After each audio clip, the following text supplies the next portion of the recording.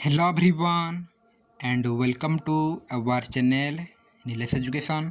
तो देख गोटे इंपोर्टाट अपडेट रही जे आज आसो प्लस टू रिजल्ट 2025 सीएचएससी नोटिस पे आसी जाइए आम देखा नोटिस टी यही सब वेबसाइट रे रिजल्ट आसो क्यों सब वेबसाइट गुड़िक रिजल्ट आसो नहीं सीएचएससी कहते आम देखा आ गोटे इंपोर्टाट कथा जे फेल पे पास हो पारे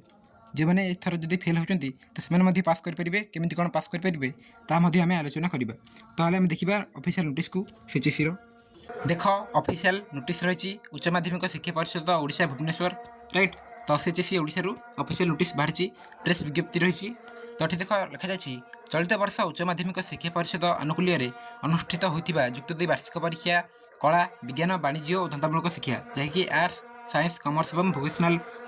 फलाफल बा रिजल्ट आज तारीख 21/5/2025 मे 21 तारीख अपराह 4 घटिका समय भुवनेश्वर स्थित परिषद कार्यालय परिसर में प्रकाश पाइब। आज अपराह 4टार सीएचएससी बोर्ड रे रिजल्ट डिक्लेयर हम और 5टार पे रिजल्ट देखिपर राइट 1 घंटा पर मैंने 5टार आम रिजल्ट देखिपर वेबसाइट रू छात्र छात्री मैंने परीक्षा फलाफल को देख वेबसाइट गुड़िक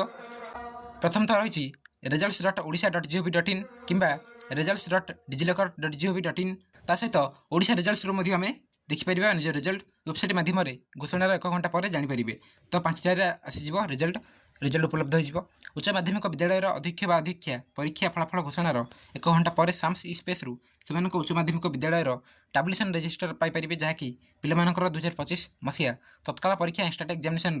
फर्म फिलअप सहायक हो। तो इंस्टाट एग्जामिनेशन कौन ना जो मैंने गोटे विषय फेल होती से गोटे सुजोग जे पुणी थे 2 मास पर राइट 2 मास पर पुणी थे परीक्षा देखी यही वर्ष ही पास करेंगे 2025 पुणी थे पास करेंगे राइट। तो इंस्टाट एग्जाम यह जो मैंने गोटे सब्जेक्ट फेल होती आउ जो मैंने 2 कि 2 रु अधिक राइट 3टी कि 4टी 5टी ये जदि सब्जेक्ट गुड़िक फेल होती 2 रु अधिक ताले से नेक्स्ट ईयर को पुणी से एक्स रेगुलर परीक्षा देखी पास करेंगे और जब 2टी सब्जेक्ट फेल होती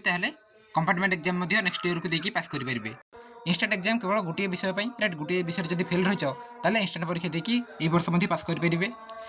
समस्त मुद्रित और वैद्युतिक गणमाध्यम प्रतिनिधि मानक आसंता काली अपराह 4 घटिका समय भुवनेश्वर स्थित परिषद कार्यालय परिसर में उक्त कार्यक्रम में जोगदेवाई नवेदन कराଯାऊँगी। तो ये अध्यक्ष रही उच्च माध्यमिक शिक्षा परिषद ओडिशा भुवनेश्वर राइट आउ 20 तारीख नोटिस जहाँकि आज रिजल्ट बाहर नहीं रही राइट। तो ये रही जहाँ भी ऑफिशियल नोटिस एवं फेल पे केमती पास करेंगे मुझे कहली नेक्स्ट वीडियो में तुमको कहबी जे वेबसाइट रू केमती निज रिजल्ट देखिपर ताप वीडियो आसो ताले वीडियो कौन करेंगे। Thank you all.